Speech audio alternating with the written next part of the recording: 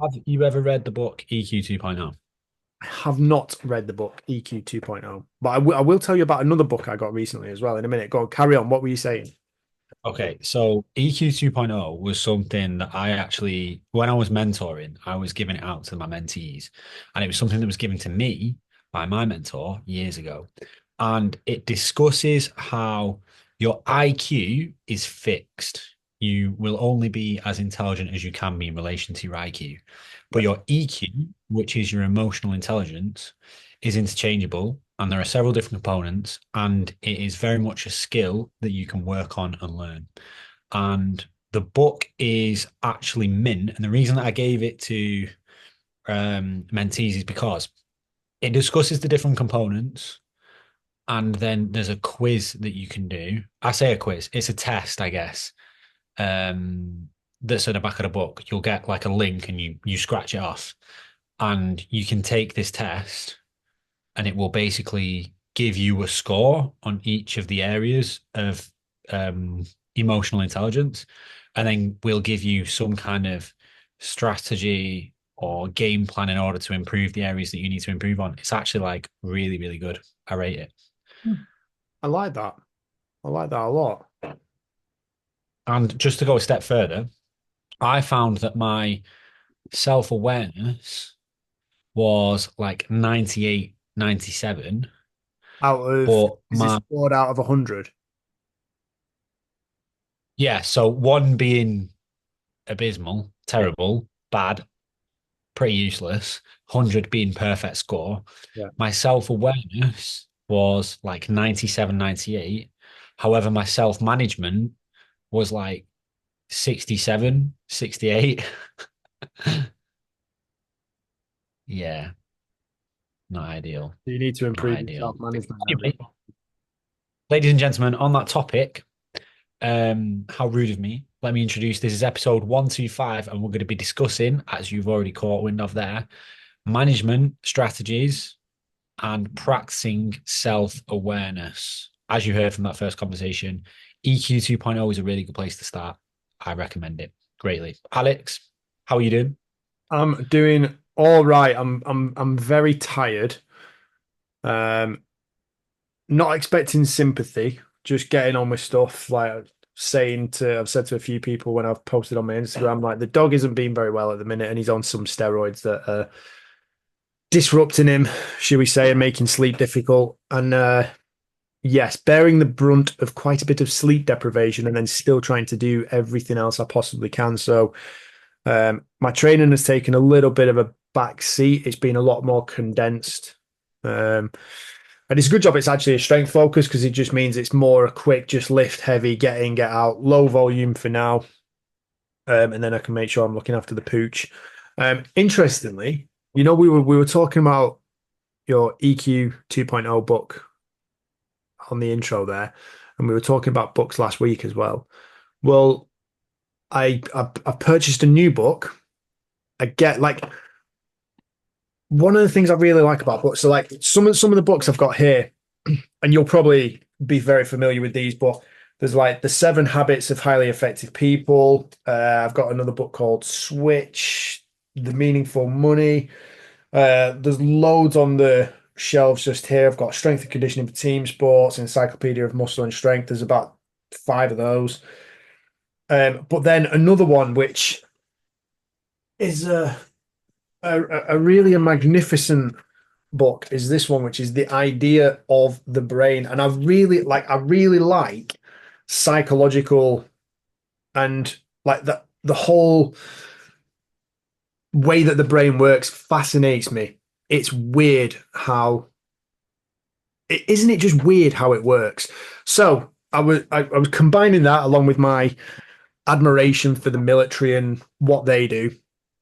And the book I have recently purchased, and you'll like this, is called How to Break a Terrorist. I kid you not, that's what it's called. How to Break a Terrorist by Matthew Alexander. And That's the best book title I've ever heard. well, I've probably got practically zero need for it in terms of its direct use of breaking terrorists, but in terms of breaking clients, extracting information from them, then I suspect it will become rather useful. So, yeah, just for the psychological viewpoint of things, that's one of the things that really interests me, which I guess is why we're going to be going into this particular topic today, having a little look on self awareness. And really, for those of you listening, we're going to kind of run through a series of 5 things, and we're just going to kind of spitball our own thoughts on it, our own answers to the questions or to the points of here's what you could do to improve your level of self awareness, because I think it is massively beneficial for either you as an athlete or as a person, just as a human on day-to-day basis. Don't be one of those people that walks around absolutely gormless where, like the lights are on but no one's in. Don't be one of those people that's completely vacant and empty between behind the eyes. I believe the millennials are referring to them as NPCs. Yes. And Yes. then everyone above millennial, I say above, older, referring to them as zombies, modern day zombies. Basically, isn't it? I mean, you Yeah. you can program them, you can control them. Lack of free will. Don't want to go Yeah. into conspiracies. So yeah, we're just going to answer a couple of questions and rattle through a few things for you on that today. And I would encourage you to have a think about it yourselves and answer the same questions. Um, and just be honest. Like if you're listening in your car, if you're listening on a train, if you're going somewhere on your way into work, have a deep think. We're gonna send you deep. Anyway, I'm gonna start off. I want to start off with this quote. It's from Alistair McCaw, and he says, "Champions know that self-awareness is a superpower." Do you need me to sell it to you any further? It's a key component to mental toughness and consistency in performance. So, if you are not practicing self awareness, if you are relatively low level on that emotional intelligence scale, you are lagging behind. And as Chris has already said, you can train it and you can improve it. So, Chris, question number one, point number one, be mindful of your strengths and weaknesses. What would you say your biggest weaknesses are? My biggest weaknesses. Oh, um, Maybe I'm that very much of the opinion. maybe that mustache. Yeah, maybe, could be. I'm very much of the opinion that your biggest strengths are also your biggest weaknesses. That's like, I know that's a soft answer, Oxymoron. How can but that be true? well, I think I I recall being described once as being a bit like a chameleon. So I will be whoever I need to be in front of a person, as and how that person requires me to be, which is a great strength for coaching, and it's a great strength when it comes to showing empathy and helping someone feel, I guess, ease and comfortable and showing some understanding. It then allows me to move out of that and then hold people accountable as well, which is crucial because otherwise you're just letting people get away with stuff. I spent a long time just letting people get away with stuff that was below their standards and below mine. Um, but as a result, that is also a weakness. Yes, I think I get what you mean with that. So like your strength does have flaws to it. Like there is a like if you're Welcome really, to really good basement. at something, then there can be a pitfall to that. Yeah, and it will be perceived in certain ways. A really good way of thinking about it is like when you think of confidence, confidence is something that I guess 99.9% of people are striving towards. But one person's confidence, another person will see that and they will go, that person's arrogant or that person thinks too much of himself. Like different people will perceive things in different ways.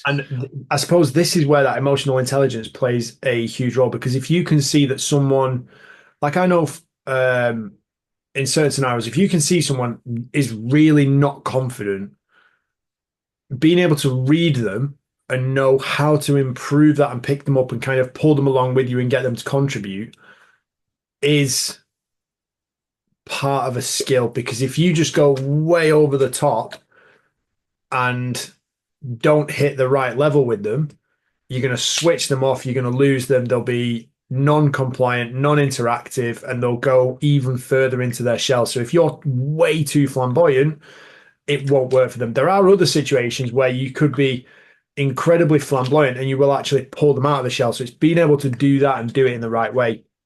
The other thing that I think is important as well is that all of this is contextual. So like you have to apply like yes, you can answer a general question of like, well, what do you think your biggest weakness is? Or I mean, what do you think your biggest strength is? You can ask that question. But if you were to then apply it in different scenarios and go, right, okay, what's your biggest weakness when it comes to relationships? What's your biggest weakness when it comes to your performance on a football pitch? What's your biggest weakness when it comes to training in the gym? You know, my squat, for example. Like that's my biggest weakness right now. Posterior chain. PC. I So think, sorry, I was going to say my actual answer would probably be I think me personally, what I see as my biggest weakness is the thing that comes up very, very frequently is being very, very, very horizontal, very laid back,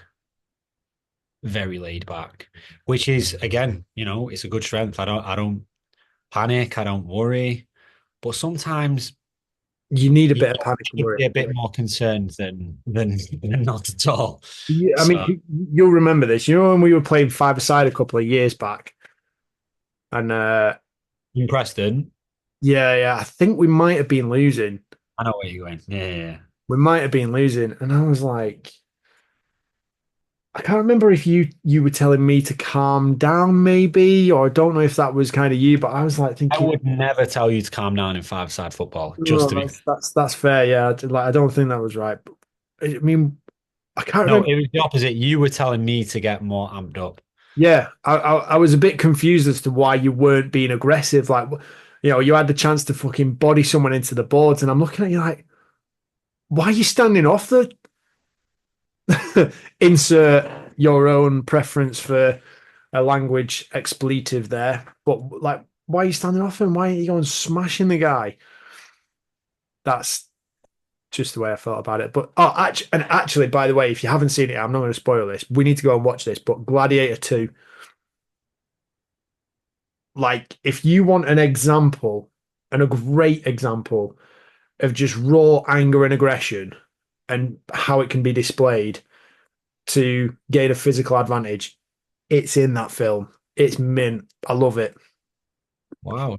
Controversial. I honestly, genuinely believed that Gladiator 2 sounded fucking stupid. I loved the first one of the best films ever.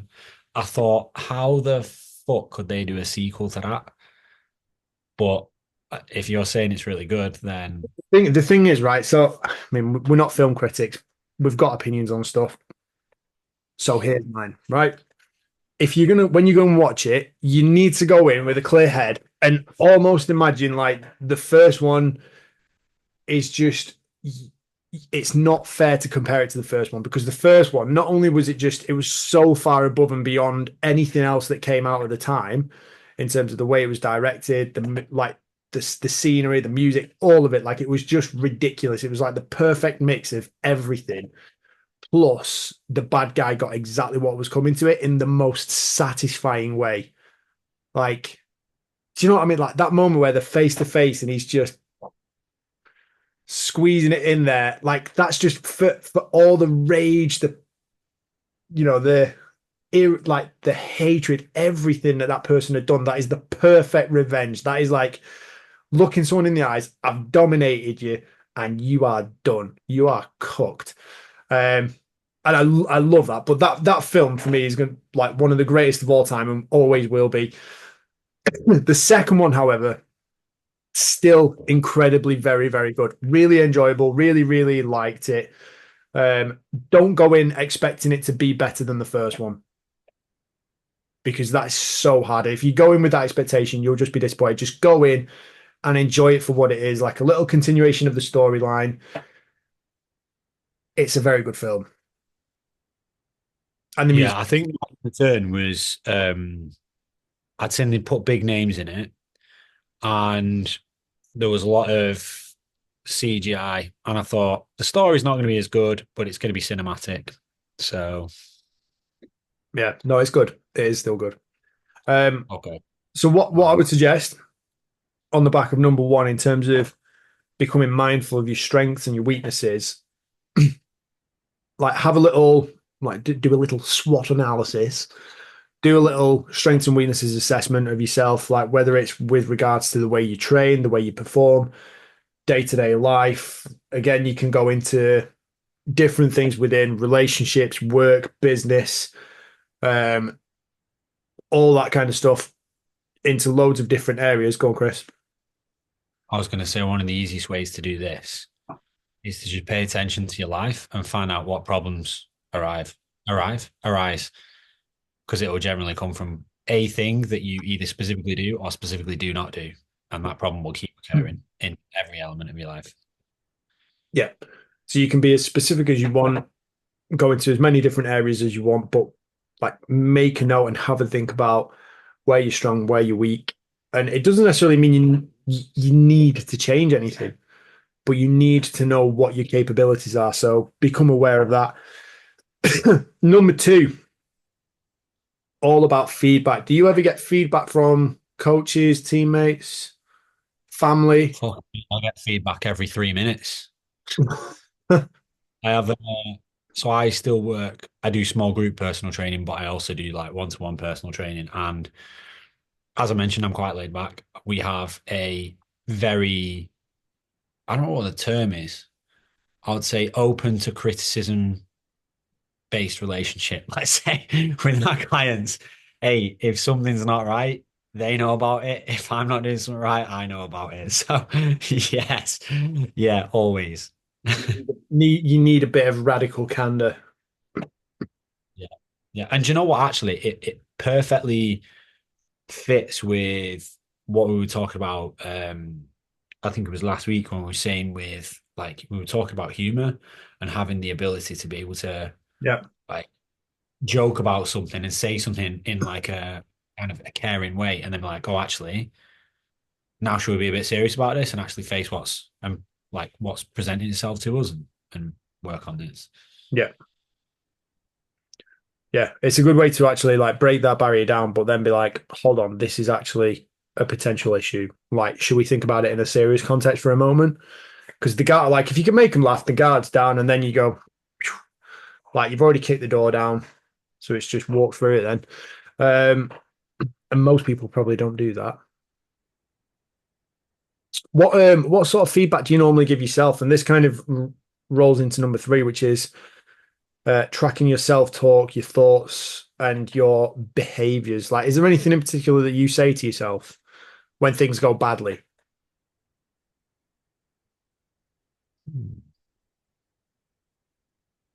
I'll give you a minute to think about it. Like, I think Oh, I'm normally like, for fuck's sake, kind of thing. Like, there's nothing wrong with that. Like, there's absolutely nothing. But like in my head, it comes through as being quite aggressive. Like, I don't know. I suppose like the way it gets said in my head is very similar actually. It's like in Lone Survivor in the film where they're being shot at, and they realize that they've been shot in the leg or the foot or whatever. Like as soon as they realize they've been shot again, it's like fucking hell. And I don't know. For me, it just promotes anger and irritation and actually gets me into action. There's an element of me that enjoys it, which probably means I end up going back to cause my own problems again. That's probably the habit loop I'm running. interesting. I mean, if it drives you forward, it drives you forward. If you if you're working forward, at some point, I think we might have to question whether or not it really works for you if there's a better way. But I mean, the voice in the head does definitely say "fucking hell" quite a lot, but I wouldn't say that's the feedback. I don't think I have any specific phrases or things that I fall to in terms of feedback, in terms of things that I say to myself. I always have a journaling process And I'm always doing some form of that every single day. So in terms of like the actual, like there's no specific phrase that I have. There's always guided working tasks and written tasks that I'm doing every day. So I think that makes it Mm, more diverse. There's no specific language used. yeah. I mean, one of the other things that naturally comes into my head as well is like when anyone says, like, do you think you could do X, Y, and Z? Or it's like it my thinking is that I never that I might be able to do it. It's like, yeah, I'll do that. I'll make it happen. Like that's my instinctive initial thought. Um, and then I suppose it's like your behaviors actually evolve off the back of that because you either get yourself into gear, you either kick yourself and get your ass out of bed, or you just kind of linger and labor there, don't you? It's Yeah, like, and yeah, it's manifesting. yeah. And if you haven't got a purpose, if you haven't got any direction, if there's no clarity, if there's confusion in your self talk or your confusion through your thoughts and you're not really sure where to go, it's going to paralyze you into the point of doing absolutely nothing or doing loads of randomly weird stuff that isn't going to be of any use to you whatsoever, or doing a whole lot of nothing like a lot of people do with their training. Um, Yeah. The one number thing that I would say just that I actually always employ with my clients is we do burpees for every time someone says I can't,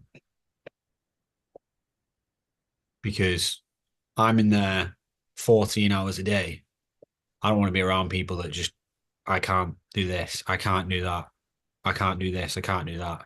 Yeah. I say, stop being selfish. Think about me here. Think about me. I've just listened to that. You're doing 10 burpees now.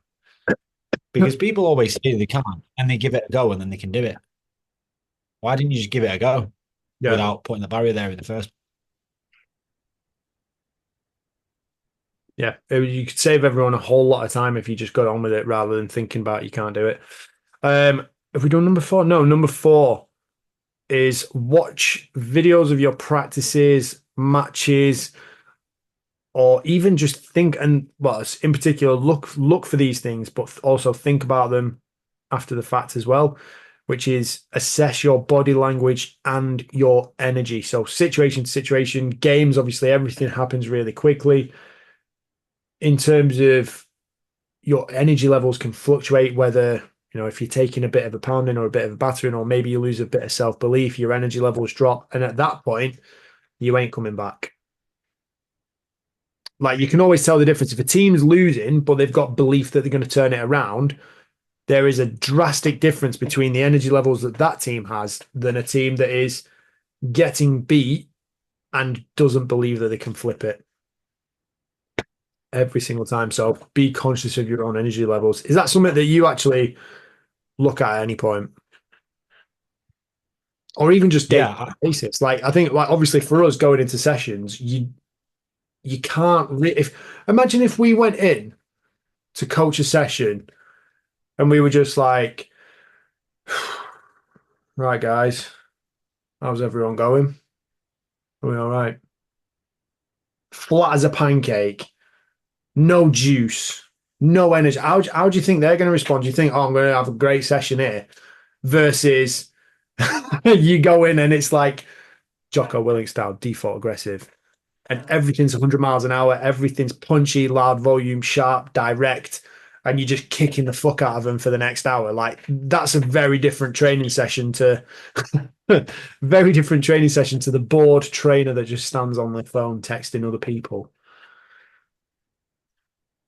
yeah, no, I agree. And I think being uh like the authority in that situation, the energy is going to bounce off you anyway. So if we did do that and we were in a lull, I assume that the members and the clients would also like mirror back that same level of energy. I think that's one of the things that makes a trainer a good trainer, if they can actually dominate that space and actually control the environment by being energetic and juicy. Because the fact of the matter is, like me and you working in a gym, we are there and we know what we're doing there and we're comfortable there. but we have to maintain that same level of energy all the way throughout the day, regardless of whether you've eaten or not, regardless of how many sessions you've done.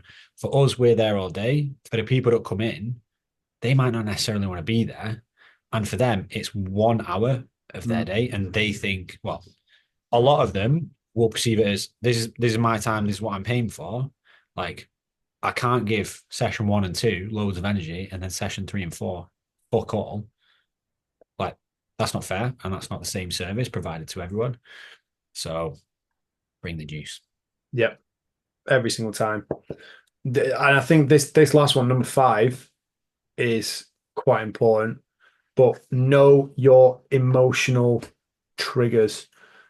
Is there anything that kind of like when I say that, is there any like it's being aware of what causes you to get angry, be happy, experience joy, experience gratitude? Um, like what what would you say your main emotions are on a day-to-day basis? To give them names is quite tough. You know what I'm like? I'm a bit You like know, an actually, excited. like just while you sit on that for a second, that's actually a really good point. Because if you think about it, what are emotions? Like it's just a chemical signal in the brain that we then have to interpret into some sort of words that we've created ourselves as a species that are like sort of representative of the neurochemistry within. How weird is that? Like you're literally taking a neurological pathway and going, oh yeah, I'm experiencing joy right now. Yeah, I am yeah. experiencing a great amount of pride at this current moment. It's quite abstract. And I think it's interesting as well when you think about like colors. I think they proved that people experience colors to be different through everyone's eyes as well. Thinking about it like that, like joy to me is not the same as joy to you. And a really good exercise is when you do like the value definitions, when you do the attention, intention, repetition, you're looking at what's my definition of what, say, for example, like a value of respect might be. Yeah. It's totally different to what someone else will say. And it's quite funny how different it is. And it makes it very, very clear. Oh, actually, well, now I totally understand what that person's trying to get in life when they give you the definition, but you would have never got it from just the word that they gave. Yeah. Like it's not their own lens that they're looking at things through and their own definitions. Yeah. So But so either way, like even though you do get your like this is one of those situations, people, where you do get your own definitions. You might not get your own pronouns, but you can have your own definitions yeah, in this sense, because what we're asking is what does the word, what does the emotion in particular mean to you? So it has to be applied in a specific context of you and your life, not just the general word as it's written in the dictionary. So if I was to say to Chris, right, Chris, what emotion do you experience on a daily basis? Like, what would you say is the most frequent one? um, that's tough. What's the most frequent? There's always a lot of laughs. There's always a lot of humor. I don't know what that would be, what the emotion would be. Most humor. Is humor an Like emotion? you can have humor because it's like laughter in it. Because well, I suppose it's what it means to you. Don't worry about being definitionally correct. If you do you experience a lot of humor on a day-to-day basis? Yeah, I I'm do quite. laugh a lot. I'd like to think. Because that might be different to joy. It might be different to happiness. Yeah, no, it's not joy. No. Isn't it, Joy? Isn't it? Um, so, how do you hit that button? Like, do you have specific ways of hitting that button of like getting those laughs in? Is it to go in and is it to take the piss out of a client? Is it to take the piss out of yourself? Is it to just go and tell a random joke? What is it? How do you do it? Is it to be quite relaxed and just enjoy your sessions and enjoy the way that you're coaching? Is it to be personal with people? Like, what's the emotional button or what's the button you hit to trigger that emotion and get that Do you know, emotion? it's funny. I've never really thought of this as a specific strategy, but I suppose I do it deliberately to help because I'm aware of the fact that it helps drop people's barriers. And most people will come in and they'll be stressed. Like I see most people either first thing in the morning or after work in the evening when they've done a long day and they're fucking tired and they don't necessarily want to be there. And when it's fun and there's yeah, self-depreciation, or there's a bit of playful like you're a lazy bastard or whatever it might be, depending on who you're talking to. A lot of dark humor with a lot of my clients. But it helps lower those walls, lower those boundaries, and gets people in a good mood to then be moving, doing what they need to do, stops them from thinking about whatever exercise they're meant to be doing, and they're just free to do whatever. And it allows you to go into a deeper conversation, which, you may then experience some confusion as to why someone's coming up against the same problem they've been coming up against for the last 4 years and done nothing about still, despite talking about it frequently. Or you might come up against confusion as to just a silly thing that they've done in life. So confusion's probably up there. I just think interesting. What an interesting thing that because you've just told. because this is one of those things where I think a lot of people will become a victim, or they'll display that victim mentality, or they will continue to dig their own grave and wallow in self-pity and misery by, if they want to experience a degree of care or love in their life, if they're not necessarily getting that in heaps and spades from certain places, they might then go onto a social media network, for example, and start complaining about how bad everything is for them. And then Karen will pop up and go, "Oh, da da da da da, love you, da da da da," and they'll get that bit of a connection. So You, Karen. it's knowing how to hit your emotional triggers in a positive way, on hitting on the right emotions and doing it in a way that is actually going to be beneficial.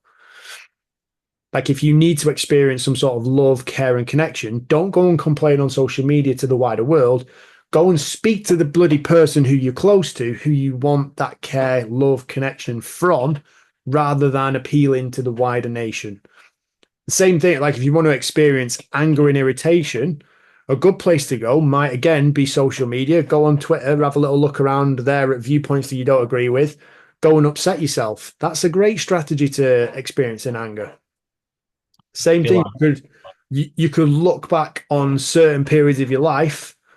Like I know that this is where, like you've heard the expression "breakups make bodybuilders." Like if you want motivation for getting in the gym, go and look at when your ex broke up with you or upset you or did something bad to you. Go and get on with that. That's another popular one with people. But use it for a positive action rather than just being bloody miserable and yeah, feel I sorry think for yourself. we're stepping in deep, dark coaching territories now, but people, anyone listening or watching, you need to understand that if you don't find ways to fulfill these things, they will find ways to seep into your life and they will not necessarily be useful ways. They will not be productive. They will find ways to be there, but they're definitely not going to be good. The gates of hell are open night and day. I like that. I like Oh, that. you'll hear that again. Trust me. Oh, is this a Gladiator 2 reference? Shh, might be spoiler. No, there's a pretty sick line in it. It's a great little poem, and I had to look it up afterwards because I love it. I might even get it when I get the gym done downstairs. I might even just paint it on the fucking wall just as a reminder, along with a few other quotes. There's got to be some from the first Gladiator going in there. Oh, strength and honor. What we do in life echoes in eternity. That'll be another one. Stick that on there. Got to be some Dark Knight quotes on there. That trilogy is filled with them. And I've got another one as well from the film. Wood or steel, a point is a point in the best of circumstances. Go and figure out what that I one means. I don't like right. We need to arrange a time for me and you to go and watch it because I want to go and see it again. Um, I think we'll Oh, leave it there for today. Those are your 5 key things for hitting on practicing self awareness. So number one, be mindful of your strengths and weaknesses, put them into context. Number two, get feedback from coaches, teammates. Like be open about it. Don't be closed off. Don't be a recluse and don't become too hard-headed that you can't take feedback or criticism. Learn to take it on the chin. Number three, track your self-talk, your thoughts and your behaviors. Take note of those. Number four is actually watch videos of your practices and your games, like look back on them and then have a little look at your body language, your energy levels. And again, apply that self-talk and thoughts, self-talk, thoughts and behaviors assessment to it as well. And then number five is know your emotional triggers. Have a think about your emotional triggers. This is what we're talking about when it comes to knowing yourself. Know yourself as an athlete. And if you know yourself, you can start to recognize other things in your teammates and in the people around you. That will help to improve your emotional intelligence. And I guarantee if you do that, you'll be a better teammate, a better athlete, better leader. Chris, any final thoughts or comments? Yeah, the last thing I would say is get your hands on a copy of EQ 2.0. Um, a fast read with compelling anecdotes and good context in which to understand and improve your score. You get a step-by-step program to harness the power of the number one predictor of professional success and personal excellence, as well as 66 proven strategies to increase your self-awareness, self-management, social awareness, relationship management. And then you get access to the intelligence test, the emotional intelligence test. And yeah, it's very, very, very useful. Actually, I would go as far as saying life changing if you've never been exposed to these kind of things before. It's also actually there's some really good stories in there. The first chapter, sorry to keep you too long, I'll be quick, is about a guy who's being attacked by a shark and he gets knocked off his surfboard, and it's talking about how he's panicking. And there's very few things that you can do when you're being attacked by a shark. If anyone of you have ever been in this scenario where you are in the water, where the shark is usually got the upper hand, there's you and your surfboard and a shark. And a lot of people's first instinct would be, well, I'm going to fucking swim away. Well, this guy had the brass about him to be like, well, I can't turn my back on it because I don't know where the fuck it is. So I need to try and face it at all times. Had his surfboard between him and the shark as much as he could. Obviously, the surfboard's on the surface. And then he's like swimming away whilst facing it so he can kind of look back, navigate where he's going, and then obviously face the shark and make sure it's not coming for him. And if it's coming for him, he digs the board down because he's at the surface. It's not going to swim like all the way up. Well, unless it did, in which case obviously he's fucked. But yeah, it there's good stories in there, real stories, and it talks about how people have used self-awareness and emotional awareness and situational awareness and stuff, and you can improve your scores. It's really good. And the other thing that you need to know, guys, is you need to know when it's cold and when you need to buy your dry robes and put your dry robes on, don't you, Alex? Great shout. Dryrobe.com. Really, really useful for me actually over this last week or so because I have a couple of times actually genuinely fallen asleep leaning on the outside of my house whilst waiting for the dog to do his business because he's not doing very well. So it's kept me warm. It's looked after me. And I'd highly recommend. Also, like the best dog walking coats ever. If you've got a dog, you need to go and get yourself a dry robe. And also, actually, they do dry robes for dogs as well. So Axelad is on in the gym the other day because he's bloody freezing cold and he's not good under the cold. So it kept him nice and snug. And they are sick. They're super. So yes, go and get yourself sorted. Go and get a dry robe from dryrobe.com and make sure you come back to listen to us again in the next episode if you've enjoyed it. Thank you very much for listening. That is it from me, Chris. Peace, love, and protein. Take care, guys. We will be back again soon.